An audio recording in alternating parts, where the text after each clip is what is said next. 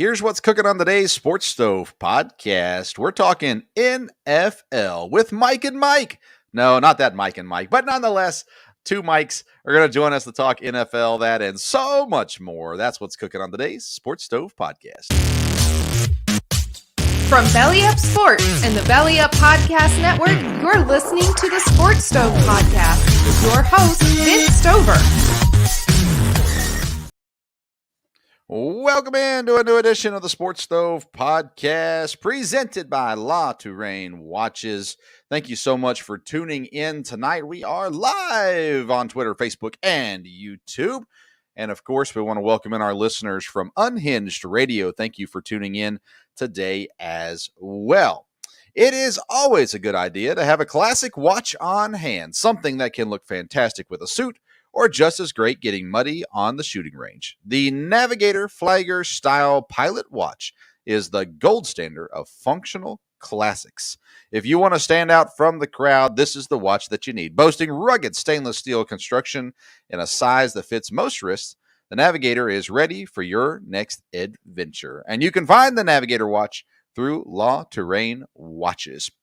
All La Touraine watches are backed with an international 24-month warranty to protect against any manufacturer issues because they stand behind their products because they know they are built with high expectations. Visit la-touraine.com. Use the code SPORTSSTOVE to get 10% off your purchase. We sure appreciate La Touraine joining the Sports Stove Podcast. We're also sponsored locally by IPM Pest and Termite, Central Kentucky's neighborhood pest professionals. Visit myipm.com if you live in Central Kentucky to get taken care of any of your ants, spiders, centipedes, termites, mice, moles, anything like that. IPM is the place to go. myipm.com, Central Kentucky's neighborhood pest professionals. We've got an exciting show for you today. We've been talking NFL over the last several episodes. Dad is not going to join us tonight, but we are going to be joined by two other guests. Our first guest we're going to bring on is the co-founder of Belly Up Sports, the one and only Mike Brown. Mike, thanks for being with us. Absolutely. Thanks for having me. I joke around that, most people don't invite me on, so I appreciate you giving me the invite. Yeah, you can't have the boss around too often, but yeah, if you watch any of The Office, Michael Scott never gets invited to the party, but he shows up anyways. So so sometimes you just got to knock on the door.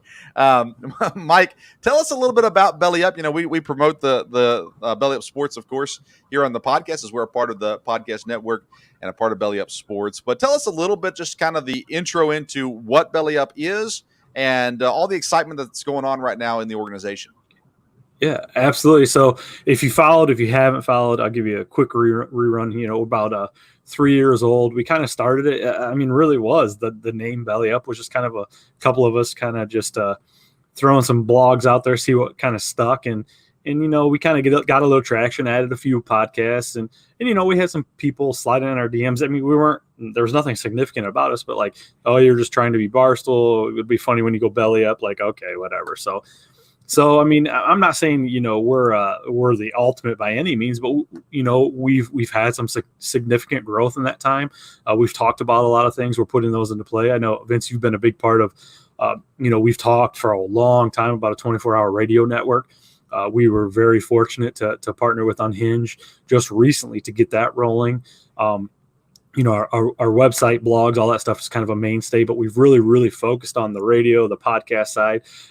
It's given me the opportunity to meet a lot of great people like yourself, that maybe kind of like those guys are out there, because the podcast network is so, watered down. Find those diamonds in the rough, kind of get them on the network, give them an opportunity to shine. And I feel like we're doing a good job at that. So I'm really excited to be on your show, and just really looking forward to the future and the things that we continue to add to the company.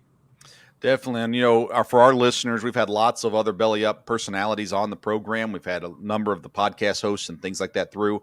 In a few minutes, we'll be joined by another podcast host and Michael Neal. And there's such a wide variety on the network right now on Belly Up that you can find. It's kind of find what fits your fancy to some degree with the podcasts, and, of course, all sports podcasts, and dialing in from stuff from racing to wrestling to football to soccer to everything in between. is there. Talk a little bit more, because you're involved with, and the Belly Up is involved with, the iRacing. So explain a little bit more about where people can find that out, and a little about that, how the partnership works there. Yeah, actually, we were really blessed in that nature last year. Everyone went through COVID, it hit, and for a sports website, what are you going to do? What are you going to cover when there's no active games? We were actually approached by an up and coming iRacing league, and they said, would you be interested in kind of being a semi-sponsor? And we're like, yeah, this is great. In that downtime too, we also worked with a few professionals. They kind of saw us that we were doing a few things with sim racing, did a few sponsorships with them. We were actually featured on NASCAR. NASCAR's Instagram, their website and stuff like that. We had a few drivers that we sponsored that actually won some pretty big races in front of about 200,000 live viewers on YouTube. But the league we're essentially sponsored this year now. This is our second year where the main sponsor is Erska. Johnny Thomas reached out to us. He's the owner of the company, and I had no clue what iRacing was. I said, who are these people? What are they doing? And I said, hey, we've got nothing to cover. And honestly, to tell you the truth, it's kind of one of those things that it's been great for us. It's been a lot of fun. We've been able to support them. We've put our sponsors up and kind of helped with a lot of different races. But if you're not familiar with it, it's not video controlled, or you're sitting behind a controller. These guys are literally spending thousands and thousands of dollars on state of the art computers, monitors. They've got real steering wheels, pedals, gearboxes, shifters. Just in general, things that me just telling the way I'm speaking right now, you can tell I'm a noob and I don't know it, because I'm sure there's terms for all this stuff. But it's crazy. And then you see some of these professional drivers that got $10,000-$12,000 wrapped up in an entire system, and they got the wraparound monitors and all that stuff, and it's really crazy. And actually, NASCAR is really adapted to it. A lot of these guys are actually practicing on these sim racers, so it's kind of cool to see it evolve. And we were really lucky to have the opportunity to be a part of Erskine. And I can't thank, Johnny enough. And, a lot of our podcasts have jumped in and been sponsors, but something definitely outside the box that we really made work, and we're really appreciative. Awesome. All right. So, Mike, we bring you in to talk football tonight mainly. Who do you cheer for in the NFL? What's your team, and how connected are you to that team? Do I have to say it out loud? So no, I am a Lions fan. I'm definitely connected. I'm one of those, but I'm a realist. I'm one of those guys that get excited for the season, watch about 2 games, and then same old Lions. I'll still tune in, but my expectations aren't like, oh, this year it's different. Honestly, I'll be one of the few people that can say I love the Patricia hire a couple years ago. I thought that was something different. I thought it was something we needed, but after seeing these star players and kind of what was going on in the locker room, on the flip side, I'm really excited about this Dan Campbell hire this year. So we'll see. I don't drink the Kool-Aid, but I'm definitely connected to them. I grew up not too far, actually. I grown up in Ohio, but outside of Toledo, so it wasn't really too far from Detroit to go to the game. So we actually made more trips to Detroit than we did to Cleveland. So yes, looking forward to it. Not high expectations, but just in football in general, I think just looking forward to that in general. The Dan Campbell hire was interesting because I looked at it between that one and the Eagles hire. I was kind of like, this just doesn't make a whole lot of sense. But after Campbell got hired, some famous former Lions players came out and supported the hire, which really surprised me, especially with all the conversation about the need for more minority coaches and things like that. Dan Campbell he's an old school coach and didn't seem to fit where everybody else was going. So you said you like the hire, but you still have realistic expectations for him this year. Obviously, the roster still needs some improving. But yes, the Dan Campbell thing, I'm a Packer fan, and so I hear Dan Campbell get up and talk about biting people's kneecaps and things like that. I'm going, what? So how long do you think that kind of style can last? Because we've already seen in Jacksonville, Urban Meyer's style is already wearing on players. In New York, Joe Judge's style seems to be wearing on guys. Yes. How long can Dan Campbell's shtick work in the Detroit? See, I in being a Buckeye, I love Urban, but I mean, we look at, Nick Saban, and it doesn't necessarily mean it's going to translate to the NFL, those guys. But I think there's just something different. Again, like I said, I understand it. I think it's just refreshing to follow the team and see what's happening inside the organization. Players are smiling. I mean, players are talking about they were smiling. They haven't smiled since Patricia was there. They didn't enjoy it. That in itself, speaks a lot, speaks volumes. Dan Campbell played for the Lions, so he played with a lot of those players, 15, 20 years ago. He's what I'm not from Michigan, I'm not from Detroit, but he's what that city is built upon, that blue collar, hardworking people. And that's exactly what he said. He wants to put that back in the community. And I can appreciate that, but you can say all the right things, but you can also, the bite in the kneecaps, that's kind of one of those things, sometimes like, okay, but that's his personality. He's not hiding it. He's a goofball. Like I said, I feel like there's a lot of unproven coaches on his coaching staff, but I feel like he's assembled a pretty good nucleus of coaches between, maybe guys that really haven't proven, at least defense coordinators, and like their first full term year, as a defense coordinator or different positions. There's a lot of gelling to go on, but I think he's done a good job of really assembling a team, especially when, Detroit's not the sexiest landing place for a lot of people. So I think he did a good job. Looking forward to it. I was really hoping Rodgers was going to just sit this one out for us this year. But, I mean, in reality, we knew that wasn't happening. So, yeah. Because you made a great point. The staff in Detroit is phenomenal. I mean, you look at some of the guys on offense. You got Anthony Lynn, who I absolutely love. It didn't work out the way it could have for him out at the Chargers, but I love him. Deuce Staley comes in. Defensive coordinator his first time, you're right, but it's guys with a lot of promise and potential, and it seems like guys that players are going to respond to as well. Yeah. I'm not worried about the Lions this year as a Packer fan. Yeah. Honestly, I'm not worried about anybody in the division as a Packer fan this year. Yeah, that division, no. I think you got about a year or two before it really matters. This year, it's the Packers to lose. Yeah.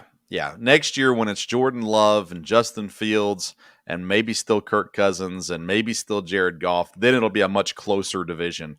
Yes. For sure. Let's talk a little bit about some rookie quarterbacks. So I've gone on record over the last 2 months and said Trey Lance is going to start week 1 for the 49ers. Most people don't agree with me. Everyone, I think, thinks he should, but not necessarily thinks that he will. We know Trevor Lawrence is going to start. We know Zach Wilson is going to start week 1. Are there going to be any other rookie quarterbacks starting in week 1?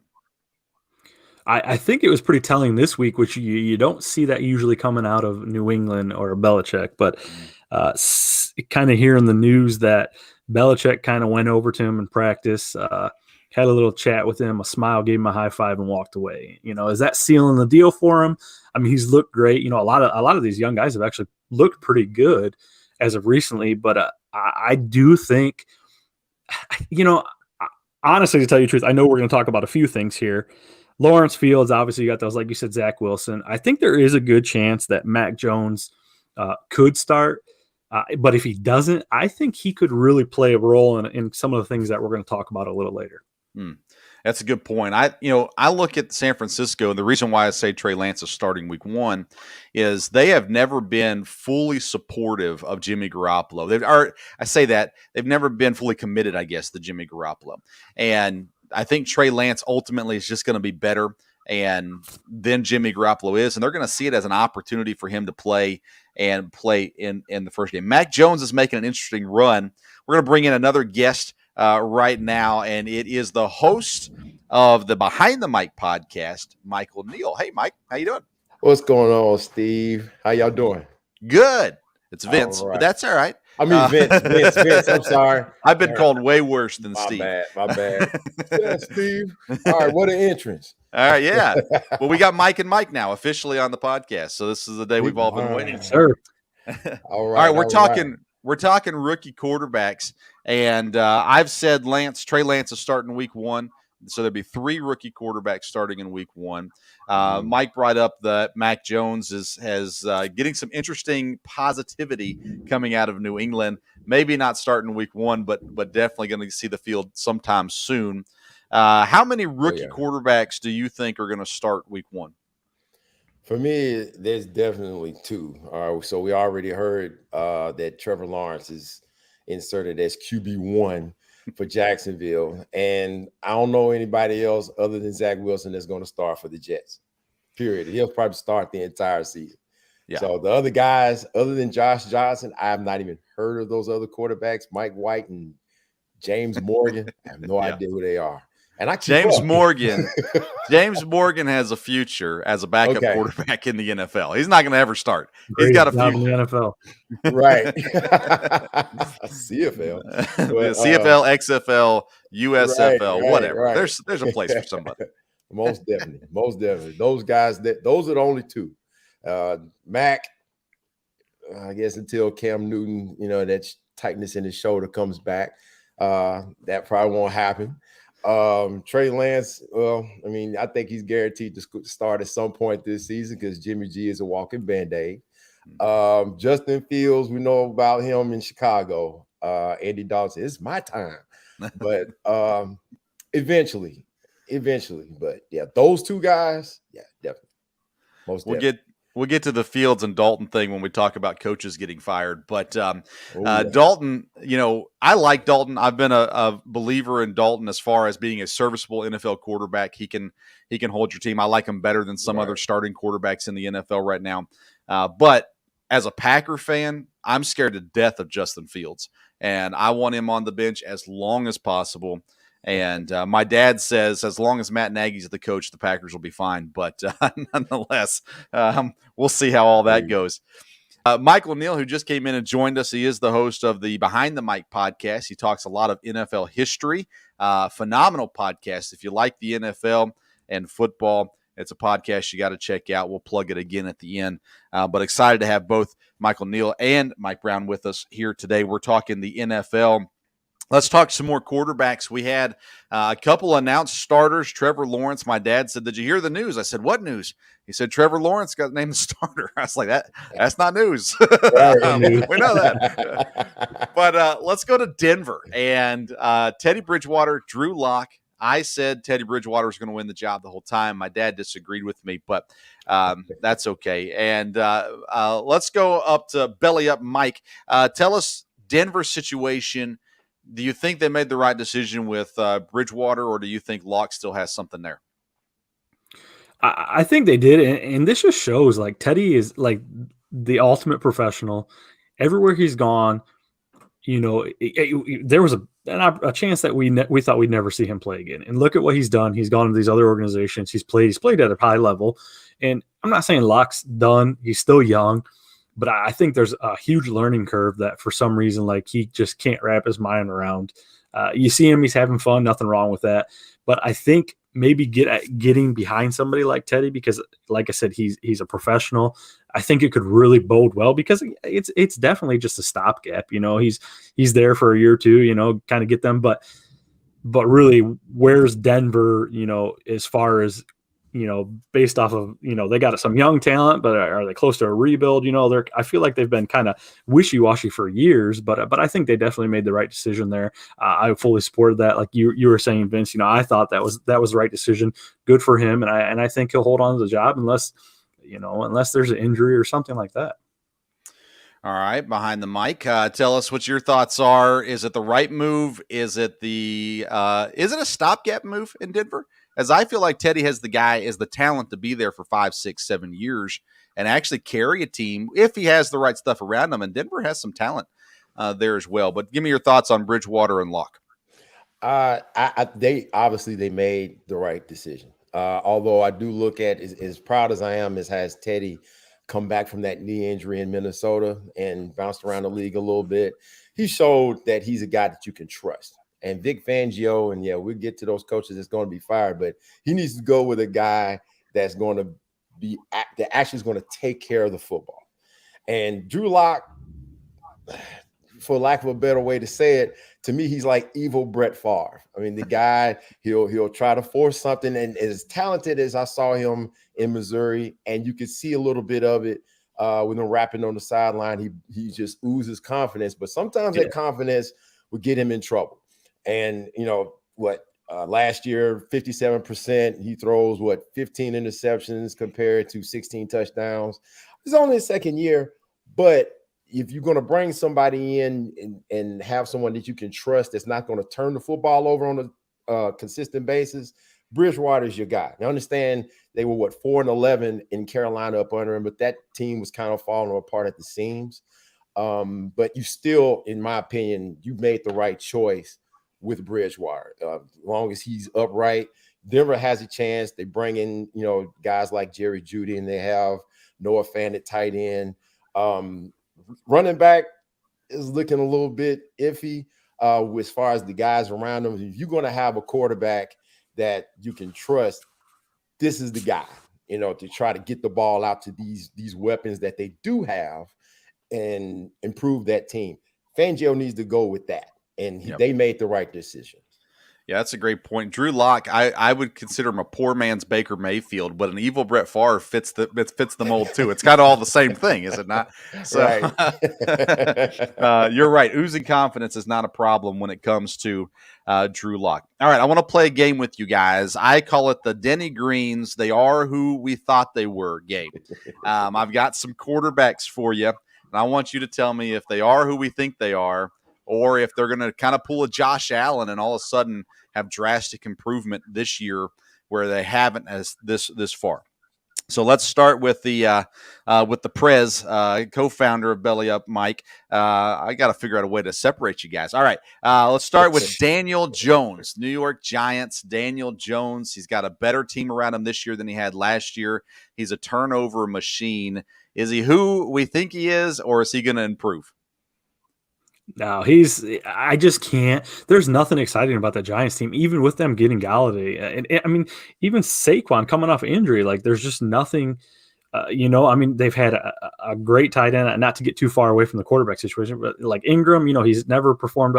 I just feel like he's exactly what we thought there. I don't think he's going to make any giant leaps. There's nothing that should really shock us going forward. Now, Mike, you're our Eagles fan, right?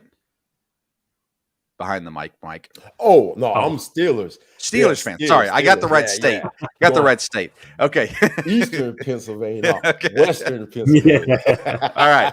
Yeah. So having nothing to do with the Steelers, Daniel Jones, what do you think about him? Is he who we think he is, or does he still have a chance to shoot up like Josh Allen did last year?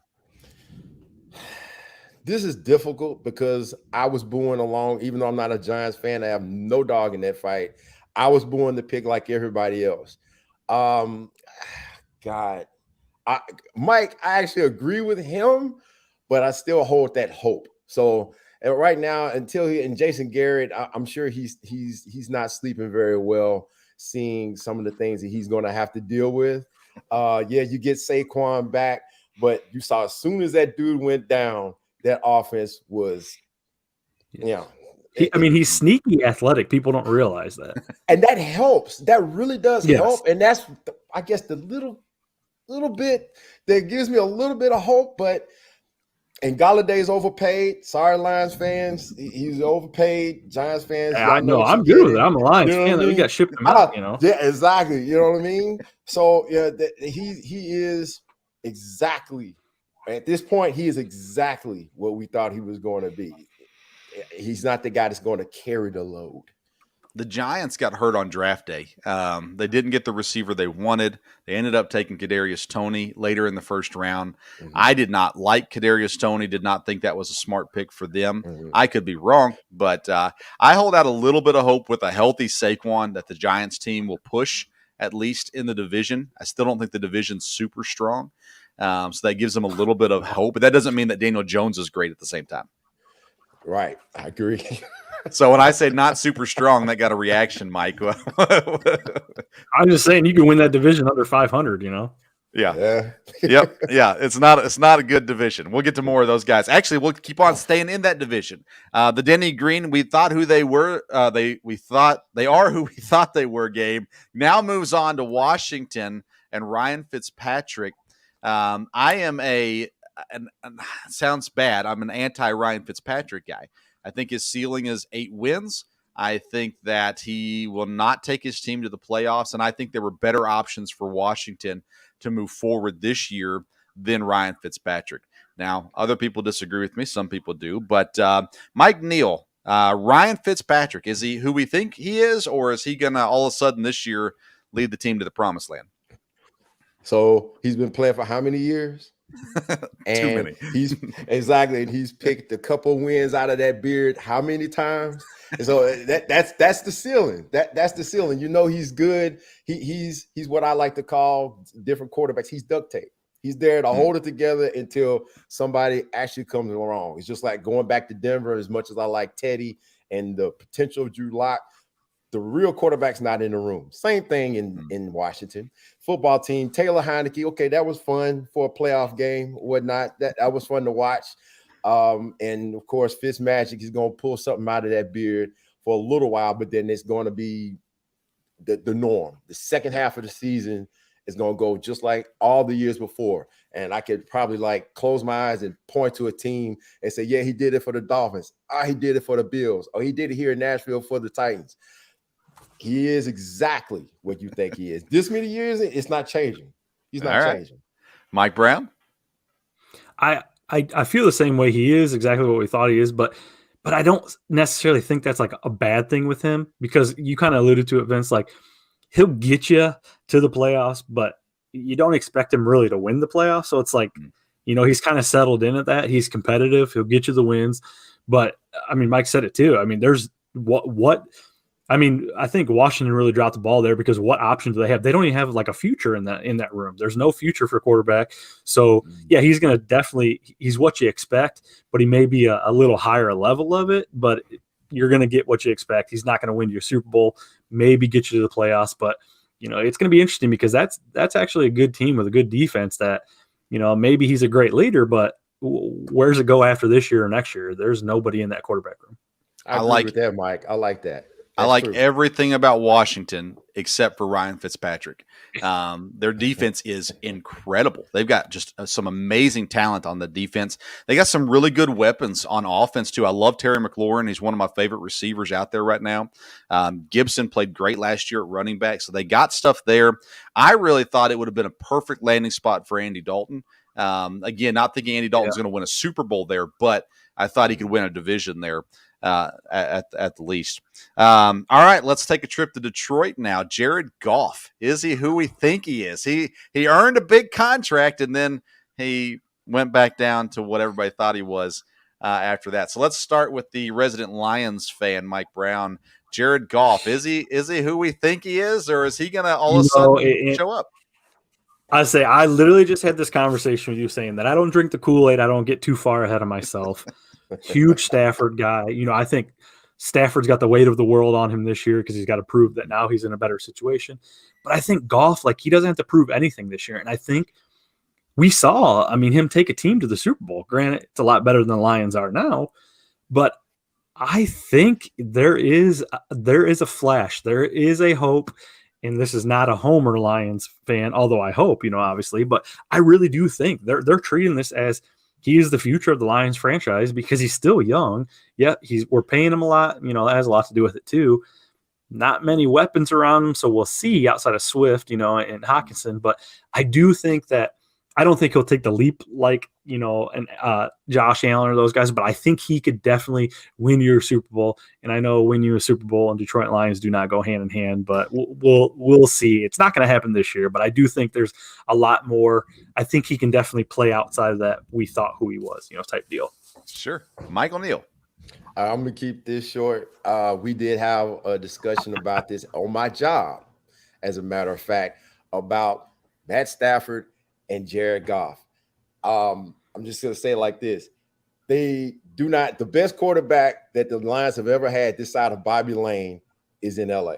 Yeah. So, and as much as I like Jared Goff, and I don't trust him as much, and it really falls back to Sean McVay literally having to keep the training wheels off to the last second before that radio went out in that helmet.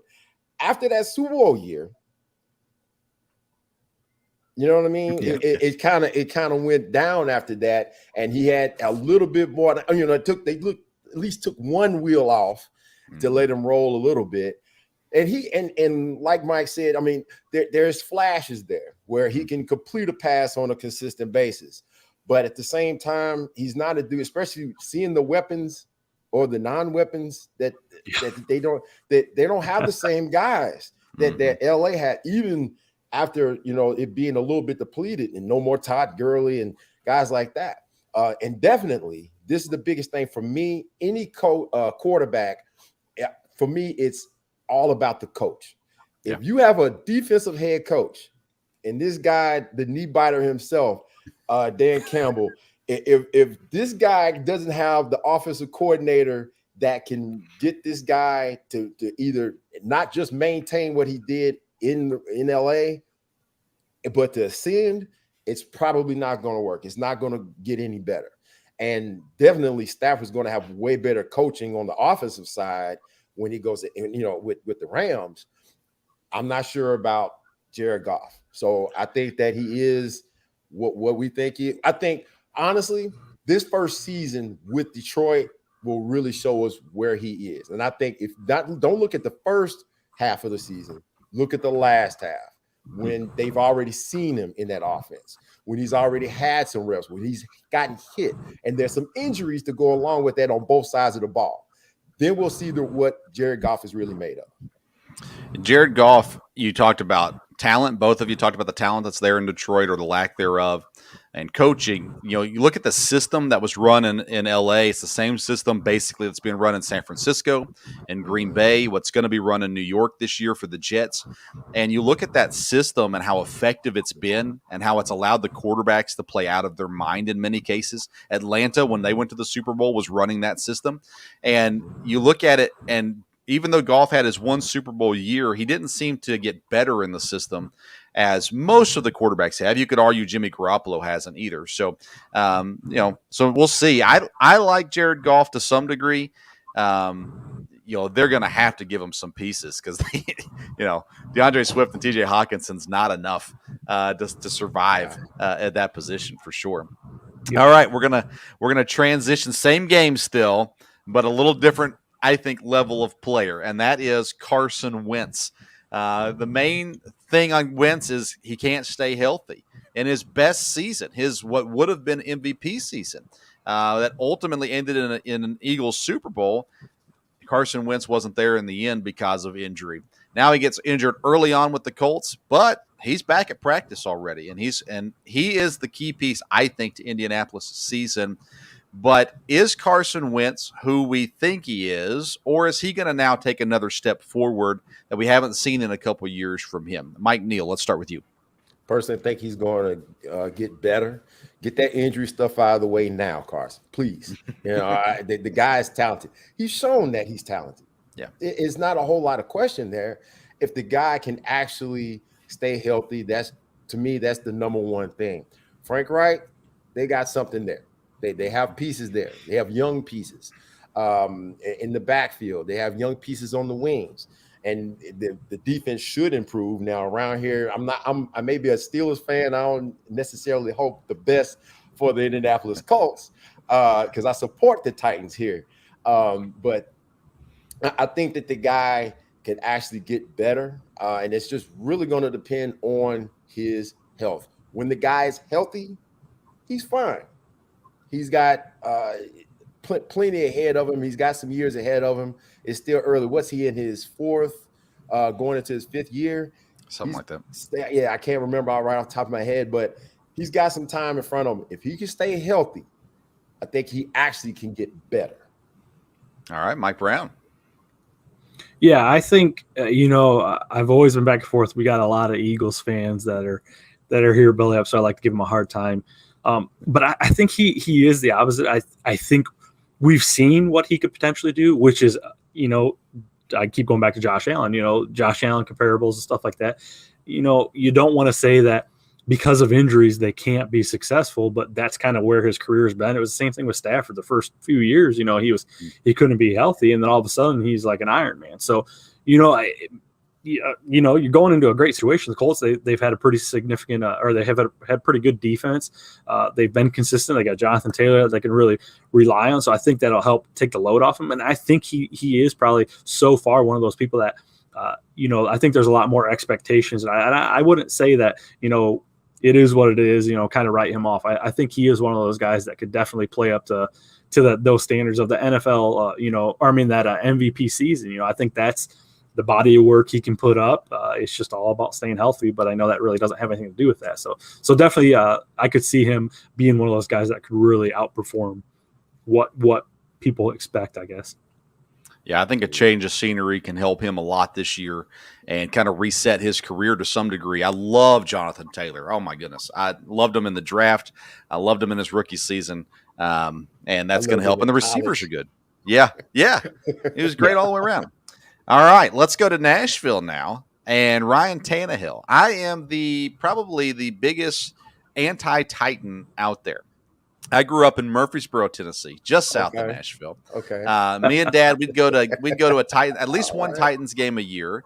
Mm-hmm. I loved Keith Bullock, Samari Roll, those guys, Steve McNair, that kind of those guys. I did not like Jeff Fisher, but anyways, that's all in the past. And let's get to the current day Titans. I think the Titans are going to have a down year and still win the division. How weird is that? But nonetheless, they bring in Julio Jones. They got A.J. Brown. They got Derrick Henry. Mm-hmm. They've got a decent defense. Ryan Tannehill has been all of a sudden lifted up as this guy that is, you could put him on any team out there, it seems like they talk about, and boy, he would be just as good. I like Ryan Tannehill. Don't get me wrong. Yeah. I just don't think he's that great. So instead of asking, is he who you think he is he, what do you think Ryan Tannehill is? Let's start with the guy in Nashville, Mike Neal. Okay, so I have to start here because a guy who was a wide receiver in college, then he actually comes to the NFL and is actually an effective passer as a quarterback, even though he was on some questionable teams with Miami. And then he comes here with the Tennessee Titans and pretty much gets a lot better. I think that the guy really is who he is at this point. And I'm not saying that he can't get any better. I don't think he's going to get any worse. Arthur Smith, while he was here, and I warned Titans fans the day that he decided to go off to Atlanta, y'all might miss him a lot, but then at the same time, this new guy, Todd Downing, he was the tight ends coach here, and he pretty much knows the system. So you're not falling off. We'll just see what kind of decisions that this guy makes with Tannehill as well as Derrick Henry and all the rest. And you got your new toy in Julio Jones. Nice little swap. But as long as Julio stays healthy. So Tannehill, he's a guy that has that athleticism. Funny, we're talking about these quarterbacks, and all of them have that one thing that they're able to take off running, pick up a first down here and there, but they can actually throw the football a little bit too. We don't have to rely around here. They don't have to rely on this guy to throw the ball 40, 50 times a game. And you definitely don't rely on this guy or think of him as a guy that's going to tuck the football and run all the time. He's a quarterback that just controls the offense. That's what he is. Nothing bad about that. Nothing great about that, but nothing bad. And they have the right team that's built around this guy, and I think that it will not change anytime soon. He is what he is. I'm fine with it. I'm fine with what he is. That's right. Me. That's my 2 cents. All right. Mike Brown, your thoughts on Ryan Tannehill? It's fitting how you followed Ryan Tannehill up after Wentz, because I feel like Tannehill is a poor man Wentz when Wentz is healthy. It's all about, we see these guys, they change it. You talked about change of scenery for Wentz. That's perfect. Tannehill went there. It was a change of scenery, different coach staff, different variables around him. But I think, like you said, Vince, win the division, but I don't think, the Browns gave him a hell of a run, the Browns did that to the Chiefs too, but I think it is kind of what you get from him. There's talent. I was going to talk about that transition too. It's very unheard of to have a wide receiver walk into the NFL and be able to be a QB1 and pretty effective. So I think he's in a great situation. I don't think he's going to take you over to promised land, but it's actually Ryan put that question up. And I was going to say, after the season, when they make the playoffs, Mike Vrabel and those guys, okay, are we satisfied making the playoffs? How are we going to look at this? I don't even know what the rest of the QBs on that team, what they have, but I think you kind of have what you have. There's nothing. I don't think there's nothing to get excited about. I don't think you're going to win a Super Bowl, unfortunately. And I will say that I think Julio Jones leaving Atlanta is definitely going to really start to you're going to see Julio really decline a lot. Interesting. So the Ryan Tannehill comment is getting a little bit of buzz right now. Ryan McCarthy says if Tannehill has a down year, even with Julio, the Titans draft a QB. I don't think he's going to have that bad of a year where they're going to go, we got to go find another quarterback.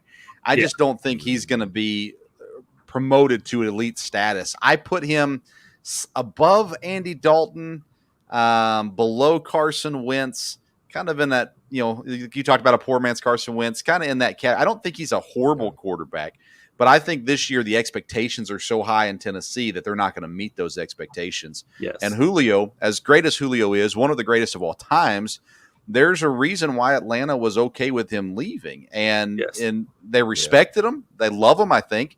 But it's kind of like, it's not like in Green Bay where they're like, well, yeah, we're okay, we'll let Aaron Rodgers go. No, they're like, no, Aaron Rodgers is the greatest quarterback, maybe underneath Patrick Mahomes currently playing at his current level. Yeah. But nonetheless, it's there. Then we had another comment from Graham Wallace who says Ryan Tannehill's 2019 was one of the best seasons by a QB in the last 10 years, in his opinion. Good seasons can come from good players. Great teams win Super Bowls. And the Titans, I don't think, are a great team, at least. And I don't think that Tannehill's the one that gets them there either. But you can go back and listen to my AFC South preview episode to hear all my thoughts on Ryan Tannehill and the Tennessee Titans. It was funny. We were talking with my dad was on with me, and I was just piling on the Titans. And then I looked at my win total for him, and I was like, actually, I'm winning the division. But that's because Wentz was hurt, and I thought, well, the Colts will, they'll be right real close. But anyways, nonetheless, that's where it is.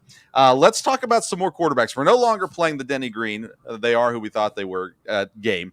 But we got an Eagles quarterback this year that I loved coming out of the draft in Jalen Hurts. I was a big fan. I said he was not Deshaun Watson talent, but that kind of guy that can come in, build your locker room, be a leader on and off the field. He's a winner. And now I've kind of got him smack dab in the middle between Deshaun Watson and Tim Tebow, where the leadership and the winning is there, but is he good enough to be an NFL starting quarterback, especially at this stage in his career? So Mike Brown, Jalen Hurts is the starting quarterback in Philadelphia this year. There's been talks about them acquiring Deshaun Watson, but even if they do, who's to say Deshaun Watson's going to play this year?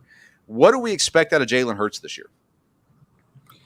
The national media and in Philadelphia, I think Philadelphia was so harsh to Carson Wentz that they just wanted a scapegoat. But then I saw, Jalen Hurts isn't any better. It was the coaching staff that really screwed this up. Well, you can't blame it on anybody else now. You either embrace Jalen Hurts or you don't, and I think there's a lot of pressure on him, but I think he's handling. I mean, you look at all the way back to college. You look at Alabama to him going to Oklahoma. I mean, you're talking about the best thing that could happen to that locker room. Granted, we talked a little earlier about their coaching staff. You kind of scratch your head on some of the things that their head coach has said, but I think there's a lot of hype around him. I think there's a lot of pressure on him, but I think the type of person he is, he'll embrace that, and I think he will do well. He's got his guy now. They drafted Devontae Smith. So he's got that. Some of those main key guys that we thought maybe were gone. Ertz, tight end. He's a locker room guy. He may not be the starter, but I think in general those things all bode well for him. So I'm really excited to actually see him in his second season. To really kind of let him loose, and there is some upside as far as talent around them. So it's going to be interesting to see, but I drafted him in one of my fantasy leagues. I got a flex league. He was my second quarterback take, and I was excited to get him. So. All right, Michael Neal, Jalen Hurts. Okay. So I'm not sure yet on Jalen Hurts. Again, you have a brand new head coach in Nick Sirianni. You have I'm hoping I'm saying this guy's name right. He was the offensive quarterback or the quarterback's coach that was in with the LA Chargers that helped Justin Jared Goff. Herbert. Oh, Justin talking Herbert. about Justin Herbert. Shane Steichen, I hope I'm saying his name right, the new offensive coordinator there with Philadelphia. Again, for me, it's all about the coaches. We'll see how these guys actually work with Jalen Hurts. And then you bring in Devontae Smith to go with Greg Ward and a couple of the guys, on that offense, which is not something to really write home about. That can either make or break a quarterback, depending on the situation, not just coaching, but even the team that surrounds him. And I believe the stuff that he went through between Alabama and Oklahoma got him mentally tough. And then what was it, the last game of the season last year, and they pull him at the last. What are you doing? Yeah. So that's the reason why I'm just gonna say that guy's not the head coach in Philly anymore. So you have so many different things that this guy's had to go through, and I think being mentally tough is the first thing he was going to have to be. I want to see if this guy can improve as a passer in his decision making. So I'm kind of on a wait and see thing with Jalen Hurts. Although I love the talent, so many talented quarterbacks that can do both. They can run a little bit and they can throw a little bit. I guess that's kind of the theme of today's show. But you have a lot of these guys who are talented on both ends. But the one thing you have to do in a passing league is be able to complete a pass on a consistent basis. Even Lamar Jackson has to do that. Yeah. As great as he is and the MVP that he won, where's the playoff victories? One. So you have to do better than that. You have to do better than that. And so I'm looking to see if this coaching staff is going to be able to do this year what last year's did not. And it's good to have a fresh voice to go with another fresh face in a city, with a guy going into his second year. He's clearly QB1. I know you have Joe Flacco in there for insurance and Nick Mullins. So if he makes the team, we'll see what happens. I like Jalen Hurts. But I want to see what the plan is for this man going forward, at least this season. Yeah. The system is everything in Philadelphia. What kind of system are they going to run? Are they going to put him in a position to succeed? Is Jalen Reagor going to play up to his draft potential? You got Smith in there as well. Decent run game with Miles Sanders. So there's some pieces there. They're not a great team for sure. And I personally think the division's getting harder. Last year it was absolutely horrendous, but nonetheless, it is there. I'm interested too. I keep seeing Jalen Hurts so high up on fantasy football draft boards. They're saying he's top 10, top 12. So they're going, how? Yeah. We have a guy coming on Tuesday's episode who wrote an article for Belly Up Sports. Joel's going to come on and talk and try to defend himself for putting Jalen Hurts in the top 12. But I just don't get it. And I like Jalen Hurts. I like him a lot, but I don't see it at least. But maybe the coaching staff is better than I anticipate them being. Maybe they put the right system in place and maybe the Eagles succeed. Another Alabama quarterback is Tua Tagovailoa. He was incredibly disappointing last year. Couldn't beat out Ryan Fitzpatrick. Was handed the job, kind of. And they pull him out. They brought in Fitzpatrick as the closer, and then and let Tua play the rest of the game. But I've been down on Tua all this offseason. I've said I just don't see that he's got it in him. A lot of people disagree with me. They say no. Now that he's got the whole year under his belt, he's learned, he's refocused, or actually tried to focus, and he's going to be better and everything like that. Michael, Neal, give me your thoughts on Tua, because I think the Dolphins may be one of the better coach teams in the league, some talent there as well, but Tua's kind of the hit or miss at this point for him. I'm going to be pretty short on this one. This is me with Tua. I'm just sitting with my arms folded, waiting to see what he actually does. Yeah, they won 10 games. They barely missed the playoffs. Brian Flores, I think he is a great coach who's building a really good staff and team. But the proof is always going to be in what I'm going to see on Sunday. And again, like I said about another quarterback earlier in the show, I want to see his second half and not just his first half. Tua, has he improved in his decision making as a passer? That's all I really want to see. That's basically all I want to see. Mike Brown, your thoughts on Tua? I think expectations should be low on him this year. Last year, like you said, he could have beat out Fitzpatrick, Fitzmagic, as they want to say, and this year he's Oh, we're losing Mike. in position, you're not getting, a whole lot. So I don't have high hopes for him this year. All right, very good. All right, let's see. We got just a couple minutes left. I want to talk two more things real quick. Let's talk MVP predictions for the year. At the moment, Patrick Mahomes is kind of at the top of that, the odds for MVP. I'll give you the four guys that I like. You guys can give me your thoughts on them and your own thoughts on who MVP would be. I love Matt Stafford's potential for MVP this year. He's going to be put in a situation where he can win, and if he does win, I think the story writes itself. Great guy. Long-standing guy in the NFL, one of the top stats guys in the league over the years. I like Dak Prescott's odds as well. And Dallas, if he stays healthy, the Dallas offense should be phenomenal. Josh Allen's kind of an obvious guy that a lot of people are looking at this year. Then my dark horse is Jameis Winston in New Orleans. I'm telling you, I think Jameis is going to have a great year this year. So those are the four guys I'm kind of watching for MVP this year. Mike Brown, let's go with you. Your MVP thoughts this year. I don't know if you guys can hear me. I'm cutting in and out here, but I know Vince is going to love this, but Aaron Rodgers, I just think there's something to be said with how everything happened this year. And he's just one of those guys that he doesn't need anything, and he's just going to come in and light the world on fire. And I firmly stand behind that, especially being a Lions fan. It sucks, but they play us twice, so he's going to get probably half his votes right there playing 2 games against the Lions. So easy peasy. All right, Mike Neal. I mean, I like Josh Allen, but I had to go with the State Farm twins, Mahomes and Aaron Rodgers. Personally, I think it's going to be Mahomes. I wouldn't be shocked if Aaron, after everything that happened over the offseason, did win it. But Mahomes, to me, is I guess you could say the safe bet, but I don't see him falling off. I just don't see any change unless someone of significance gets hurt a little earlier in the season. Yeah, Kansas City, their offensive line, they've got 8 starters on the offensive line right now, and they're starting a 6th-round rookie in Trey Smith at guard, who was the top recruit coming out when he came to Tennessee, and just never really got going in college because of injury. He had the blood clot issue and different things, and the coaching staff was horrible in Tennessee. Trey Smith gets drafted. I'm so glad that he did, and he's won the starting job in Kansas City. So shout out to Trey Smith for there. All right, coaches that are getting fired. I've got 3 that I think are getting fired and 2 that I think might get fired.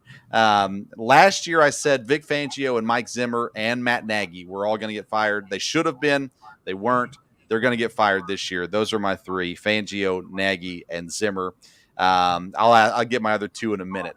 Mike Neal, what coaches do you think are most likely to get fired at the end of this season? All right, 2, most definitely. 1, Matt Nagy, Chicago Bears. 3 years. He's had some difficulty with quarterbacks. Trubisky's, Chase Daniel, Nick Foles was supposed to be the savior. They ain't bring in Andy Dalton as a safe haven, and then they draft Justin Fields. He's going to be one of those coaches that is not around to see that rookie actually get good. He's going to be gone after this year. That's my personal opinion. Vic Fangio, 12-20 his first 2 years. It's not happening. They're not making the playoffs. They're not going to be over 500. Honorable mention, I have Zach Taylor, Cincinnati Bengals. He's 6-25-1 in his first 2 years. He's not going to see the best years of Joe Burrow. And then I have one more category, the mutual parting of ways. That's going to be Mike Zimmer, because they have yet to do what they've built these teams in Minnesota to do, which is at least get to a Super Bowl. And then there's Mike McCarthy. Mike McCarthy, he is definitely duct tape. He's there for show only. And Jerry Jones is going to be eating a biscuit on the next episode of Hard Knocks. And this dude is going to be home watching. So next year. So those are mine. Those are mine. All right. Mike Brown, coaches that are getting fired. I think there's probably about 8 of them that are on the hot seat, but I'm going to have to go with Nagy. I had Zimmer on there, Fangio, but I think just based off the Texans situation, I think David Culley could be up there too. I know that doesn't it's not his fault what's going on, but I think that anytime something like that happens with a star and you can't perform, there's got to be someone they point the finger at, and so I think he could be on the hot seat there, but I think we're in agreement in a lot of those. I had Gruden, that could be a name up there. I know he's kind of flirted with. Did we lose him again? He was talking about John Gruden, and I'm there with him. John Gruden and Zach Taylor were the other two guys I had that were questionable. If Zach Taylor doesn't win 9 games this year, he's probably in trouble. If John Gruden, his contract is just so rich, they're going to be paying all kinds of money. But Gruden has plenty of future going on there in TV if he wants to as well. All right, we're coming up on the end of our time here, and we got to get off for the next Unhinged Radio listeners program as well. Mike came in a little late, so we didn't give you a chance to introduce yourself. Tell the fine folks where they can find you on social media, where they can find your podcast, and give us like a quick rundown of what your podcast is, Behind the Mic. Basically, Behind the Mic is about NFL history. So, and it's not for those. It's a podcast is not for those historians. It's for those who don't know as much. And so you come to my podcast just to learn something. And you can find it, of course, it's just all audio right now. It's on all of the major major podcasting platforms. You have iHeartRadio, Amazon Music, Stitcher, Apple, as well as Spotify. So you can listen to that show on all those platforms and come learn something with me. You can find me on Twitter at Behind the Mic, and also on IG, Instagram. You can find me there as well. So I do have a Facebook page, but I really don't have a whole lot of use for my Facebook page yet. I know people like Twitter and they love Instagram. So Behind the Mic. It's a great podcast. I'm a listener. I listen on Apple Podcasts and absolutely love it. And I consider myself to be pretty knowledgeable about the NFL, but I admit I've learned a lot listening to the podcast. It's a great podcast that moves along really well. And so it's awesome. Mike, thank you for being on with us. Mike Brown is currently frozen, but you can follow him on Twitter at mbrown. OH21, like Ohio. mbrown OH21. They're on Twitter. And of course, we appreciate Mike Brown being the co-founder of Belly Up Sports and does a lot for us. We sure appreciate him being Thank you, Mike. With us. Well, yeah, thanks, Mike. We're getting ready to go to a meeting with Mike. So but here we go. He says, sorry, guys, it wouldn't be a show unless it got kicked for the internet. So, so there it is. All right. Mike, thank you so much for being with us. We surely enjoyed it. We'll get you on again sometime here in the future. No problem, Steve. Thanks, man. Have a good one. Hey, you too. That'd be good. All right. That's a great conversation talking football with Mike and Mike there. Sure appreciate it. I want to remind you about our sponsors, La Touraine. You can find their watches and accessories at la-touraine.com. Use the code SPORTSSTOVE. You get 10% off your purchase. They've got incredible watches. They actually just dropped a new watch that you can pre-order right now. And so make sure you go to la-touraine, TOURAINE.com. You can find all this information on my Twitter at SportsStove. But use the code SportsStove to get 10% off your purchase. Also, if you live locally in Central Kentucky, make sure you visit myipm.com. IPM Pest and Termite is Central Kentucky's neighborhood pest professionals. If you're having ants, spiders, centipedes, or any other pest, make sure you get a hold of IPM. You can find them online, myipm.com. Thank you so much for tuning in to today's Sports Stove podcast. We do have another episode dropping next week. Tuesday night we'll be live and talking some more football. Then on Wednesday, September the 1st, we drop the first ever Sports Stove Local Hour where we cover Kentucky and Eastern Kentucky athletics. We have an interview with Eastern Kentucky head football coach Walt Wells. We also have an interview with Louisiana Monroe's head football coach Terry Bowden, the legendary Bobby Bowden's son. He'll be playing against Kentucky in week 1 of the college football season. So make sure that'll be podcast only. So make sure you subscribe to the Sports Stove podcast wherever you get your podcasts. Big thanks to Mike Brown and Michael Neal for joining us today. And until next time, we'll see you around